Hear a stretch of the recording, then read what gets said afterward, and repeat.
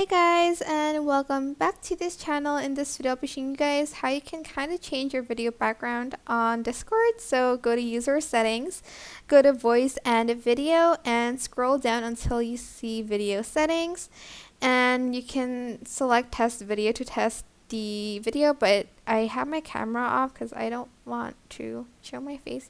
But here's basically where you can add in backgrounds. You can choose from these, but I think some of them you need to have Nitro for it.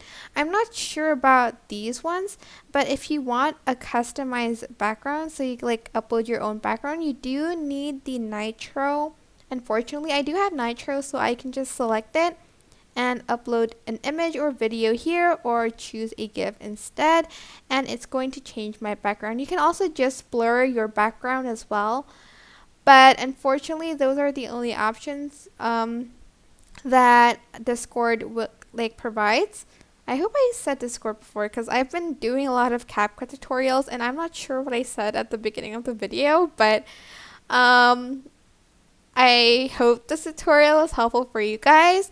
Don't forget to like, comment, share, and also subscribe to this channel if you haven't done that already. If you have any questions, just leave it in the comment section down below and I'll try my best to answer them all for you guys.